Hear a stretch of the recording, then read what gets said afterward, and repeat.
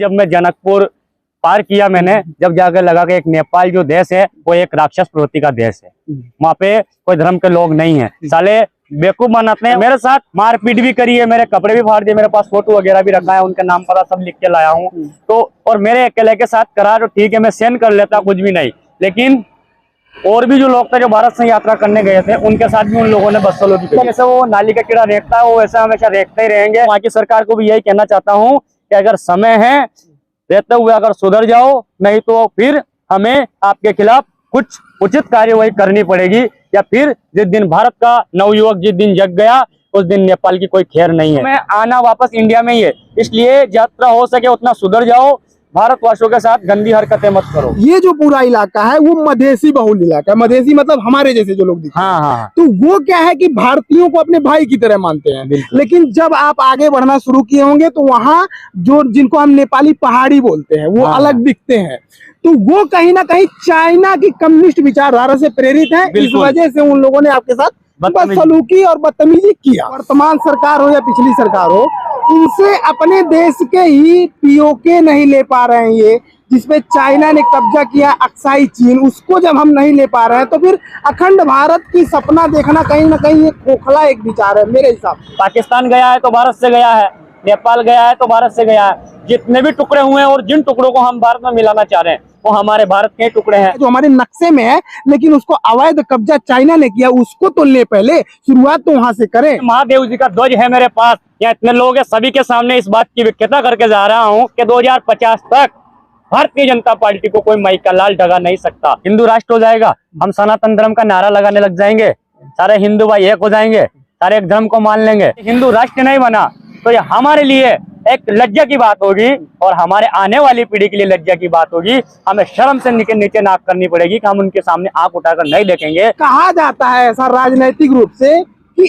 अगर जिसकी भी सरकार उत्तर प्रदेश में है और केंद्र में है, वो सरकार हिंदू राष्ट्र घोषित करना चाहे तो कोई माई का लाल नहीं है पूरे भारत में रोक सकता है। तो फिर मोदी जी क्यों नहीं बना रहे हिंदू राष्ट्र? वो चाहे तो आज बना सकते हैं, कोई नहीं रोक पाएगा। अगर मन में दृढ़ इच्छा हो तो आदमी कुछ भी कर सकता है, और यह करके दिखाया है झालावाड़ राजस्थान के रहने वाले बलराम सेन जी ने। नमस्कार, मेरा नाम है सतीश और आप देख रहे हैं चौथा स्तंभ। गोरखपुर सोनौली हाईवे पर मौजूद हैं हम लोग, और यहीं से एक युवक को हमने एक भगवा झंडा लिए और उस झंडे के साथ साथ तिरंगा लिए देखा तो हमारी दिलचस्पी बढ़ी। इनके पैर को दिखाइए थोड़ा सा, पैर में इनके चप्पल नहीं है फिलहाल, और एक बैग पीछे है और उस पर लिखा हुआ है उज्जैन महाकाल से केदारनाथ धाम, 4 धाम। उसके बाद फिर लिखा है एवं 12 ज्योतिर्लिंगों की 1 साल 365 दिनों की पैदल यात्रा ये करेंगे। और दिनांक 22 मई 2023 से और 22 मई 2024 तक ये यात्रा निकलेगी। और आपको हम दिखाते हैं यात्रा का प्रवज यानी उद्देश्य। इसमें लिखा गया है कि गौ माता को राष्ट्र माता का दर्जा दिलवाना, मेरा भारत अखंड हो, विश्व में सुख शांति हो, हमारे धर्मार्थ साधु संतों की रक्षा हो, संपूर्ण भारत को आने वाले विनाश से बचाने के लिए मेरी यात्रा चल रही है। और नीचे एक स्लोगन दिया गया है, यही मेरा संकल्प है, यही मेरा संकल्प है। मेरा नाम बलराम सेन, जिला झालावाड़, राजस्थान। मोबाइल नंबर दिया गया है और लास्ट में नीचे लिखा गया है आज्ञा से उमाकांत जी महाराज उज्जैन वाले, राष्ट्रीय संत के संज्ञान में। यानी उज्जैन से यात्रा निकली है। आप इनके पीछे वाले आप देखिए भगवा झंडा है, इसमें हनुमान जी विराजमान है, बजरंगबली।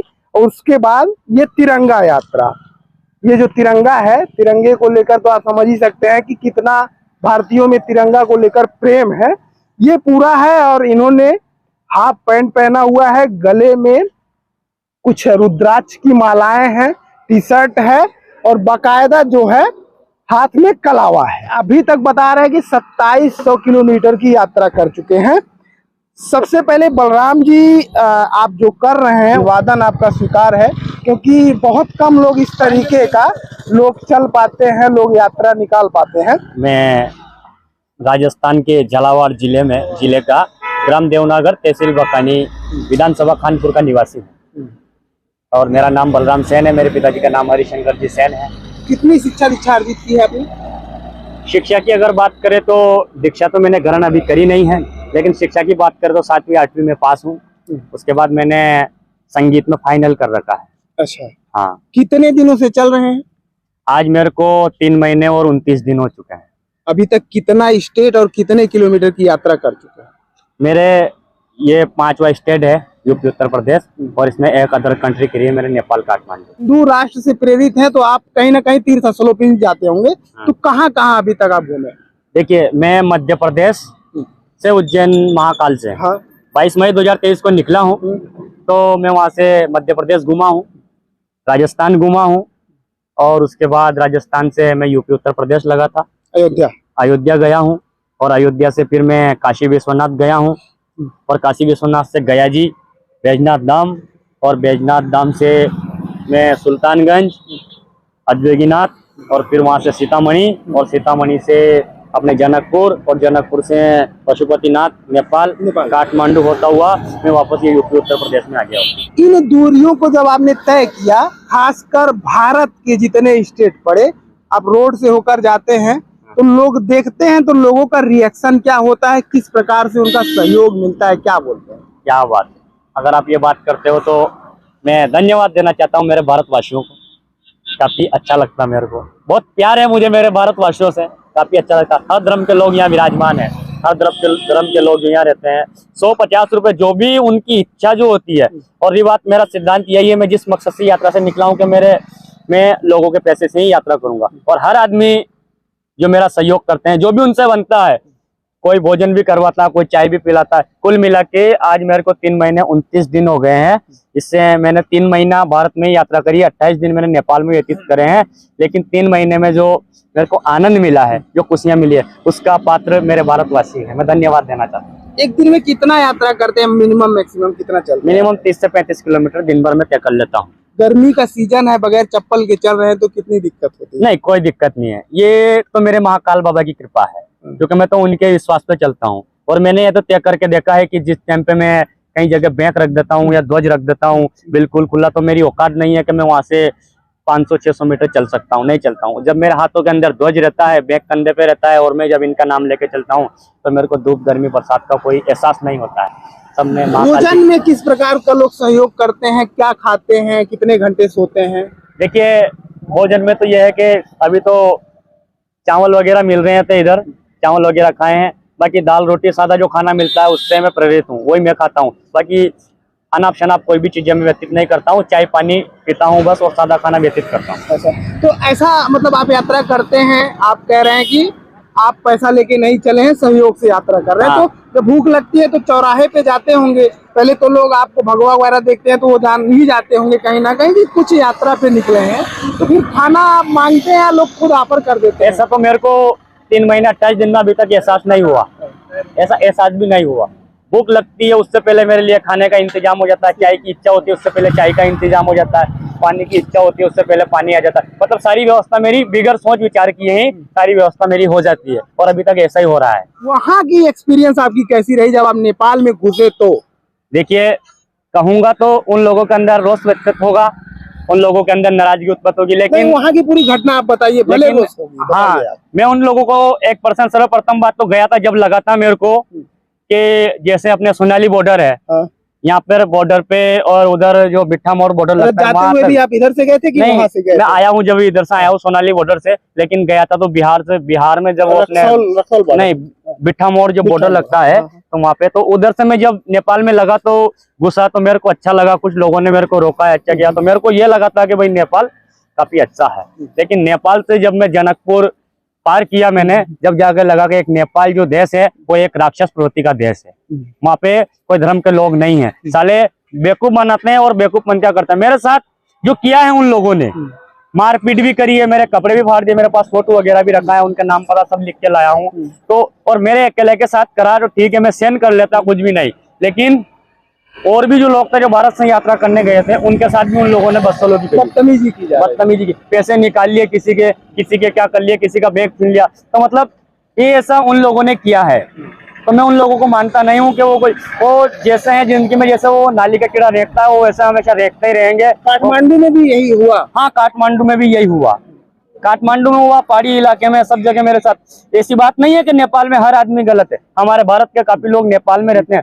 तो जो यहाँ के समुदाय के जो लोग हैं, अच्छी मानसिकता के जो लोग हैं, उन लोगों ने मेरे को पैसे भी दिए, मेरी मदद भी करी है, मेरे को खाना भी खिलाया है, मेरे को अच्छा रखा है, ऐसी बात नहीं। लेकिन कुछ गलत मानसिकता के जो लोग हैं, जो राक्षस प्रवृत्ति के लोग हैं, उन लोगों ने मेरे साथ बदसलूकी करी है। तो मैं तो कहना मीडिया के उपलब्ध से यही कहना चाहता हूँ, वहाँ की सरकार को भी यही कहना चाहता हूँ कि अगर समय है रहते हुए अगर सुधर जाओ, नहीं तो फिर हमें आपके खिलाफ कुछ उचित कार्यवाही करनी पड़ेगी, या फिर जिस दिन भारत का नवयुवक जिस दिन जग गया उस दिन नेपाल की कोई खैर नहीं है, या नेपाल वासियों की खैर नहीं है। क्योंकि मैं तो एक ही कहना चाहता हूँ कि आओगे कहाँ तुम, आना तो तुम्हें हमारे पास ही है। तुम चाहे कितने चीन की तरफ डर लो, कितना ही कुछ कर लो, क्योंकि तुम्हें इंडिया के बिगड़ तो तुम्हारे हरेगा नहीं। तो इसलिए इस बात का ध्यान रहे कि तुम्हें आना वापस इंडिया में ही है। इसलिए जितना हो सके उतना सुधर जाओ, भारतवासियों के साथ गंदी हरकतें मत करो, क्योंकि भगवान सभी का जब आप वहाँ गए तो हाँ। भगवा वस्त्र देखे, भगवा झंडा और साथ में तिरंगा, तो नेपाली जो बदसलूकी कर रहे थे उनका क्या रिएक्शन था? वो तो कहीं ना कहीं उग्र हुए होंगे या कुछ कहे होंगे, तभी उनका तो कोई इन चीजों से उनका कोई रिएक्शन नहीं है। उनकी मानसिकता ही एक राक्षस प्रवृत्ति की मानसिकता है, उनकी सोच ही गंदी है। भारतीय देख के वो हाँ, वो चिढ़ते हैं बस, चिढ़ते हैं। उनकी सोच ही गंदी है। और उनके कोई मेरा महादेव जी का अगर दोष देखा तो उन्होंने कुछ मेरे को गलत कहा, तिरंगा देखा गलत कहा, ऐसा कुछ भी नहीं है। काफी लोग हैं वहाँ जो महादेव जी को मानते हैं, तिरंगे को मानते हैं। मैंने उनके वहाँ का कल ही झंडा उतार के किसी आदमी को दिया है, वहीं के वहाँ का ध्वज भी मेरे पास था। ऐसी बात नहीं, नेपाल का। लेकिन वहाँ के जो कुछ मानसिकता गंदी प्रवृत्ति के जो लोग हैं, वो लोग ऐसा काम करते हैं, इसलिए वहाँ के नेपाल को उन लोगों ने बदनाम कर रखा। आपने कहा ना कि जिस बॉर्डर से आपने घुसा और जनकपुर तक आपके साथ व्यवहार अच्छा हुआ। हाँ। इसका एक रीजन मैं बता दूं आपको कि ये जो पूरा इलाका है वो मधेसी बहुल इलाका है। मधेसी मतलब हमारे जैसे जो लोग दिखते हैं। हाँ। तो वो क्या है कि भारतीयों को अपने भाई की तरह मानते हैं। लेकिन जब आप आगे बढ़ना शुरू किए होंगे तो वहाँ जो जिनको हम नेपाली पहाड़ी बोलते हैं वो अलग दिखते हैं।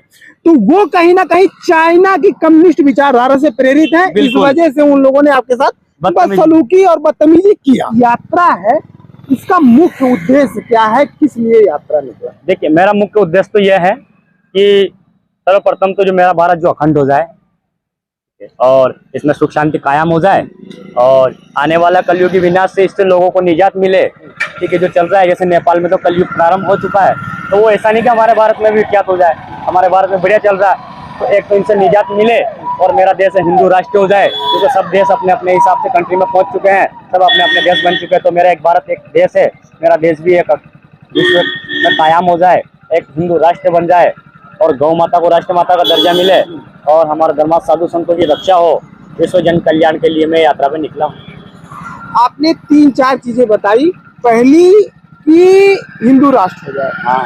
दूसरा अखंड भारत, तीसरा गाय जो है उनको गौ माता का दर्जा दिया जाए, राष्ट्र माता का। अखंड भारत की जहां तक मैं परिभाषा जानता हूं, अखंड भारत में नेपाल, बांग्लादेश, म्यांमार, पाकिस्तान, अफगानिस्तान, श्रीलंका सहित कई देश अगर मिलाएंगे, जिसको आरएसएस कहती है कि इसको मिलाकर अखंड भारत बनाएंगे।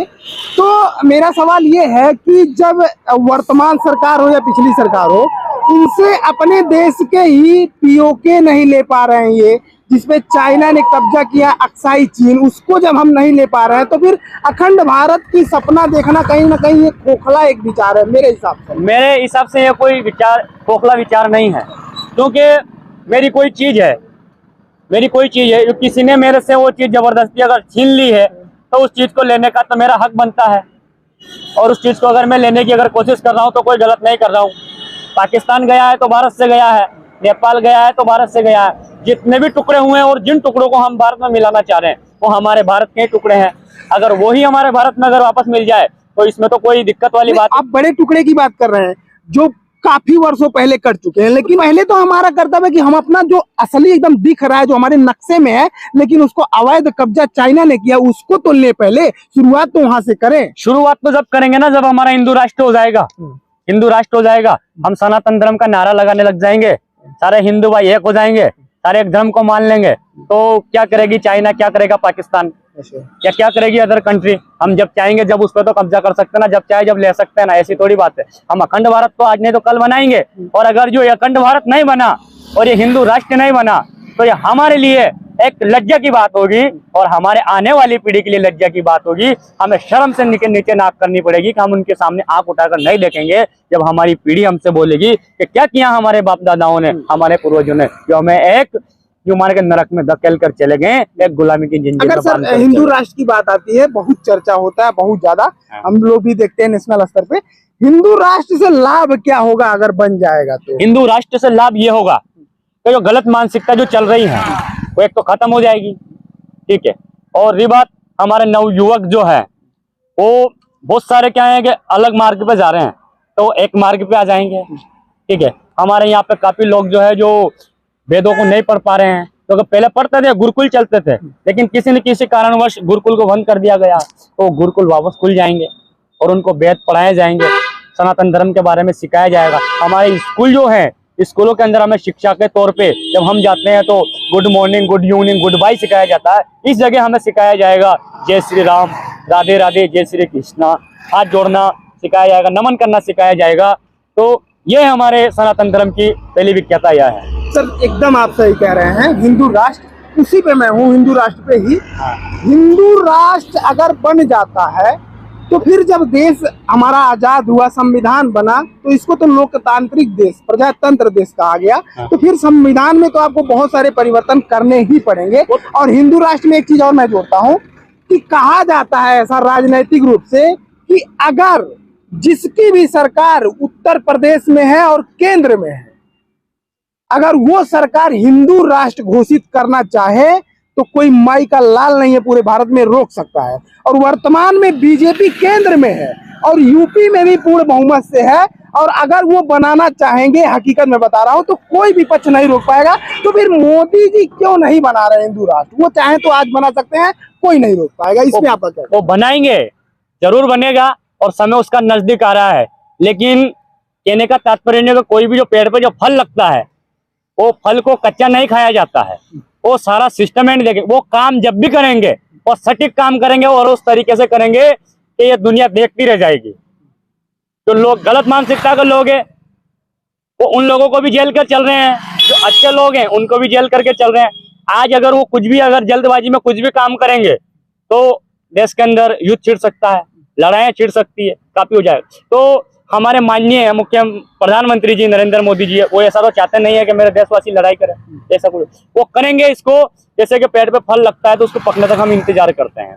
तो जहाँ तक भी हमारे मोदी जी ने कहा है, और फिर अभी तो मोदी जी है चाय वाले, जब तक चल रहा है। और जिस दिन काफी लोग कहते हैं ना कि मोदी जी आए, देश ऐसे हो गया, इतने पीछे 4 साल पीछे चल गया, तो मेरा कहने का तात्पर्य यूं है कि अभी तो चाय वाले हैं, और जिस दिन हमारा योगी आदित्यनाथ जी आगे, उस दिन ये जो देश है ये पूरा त्रेता युग में चला जाएगा, यानी कि पूरा रामा युग में चला जाएगा, और हर जगह जय श्री राम के नारे लगाए जाएंगे, हर जगह राम युग उत्पन्न होगा। अभी बहुमत है, अभी हिंदू राष्ट्र बना सकते तो अभी नहीं बनाएंगे। कहीं सरकार इधर उधर चली गई तो फिर कैसे बनेगा? यानी सरकार आएंगे तब बनेगा। सरकार 2050 तक तो मैं गारंटी देता हूँ, ये महादेव जी का ध्वज है मेरे पास।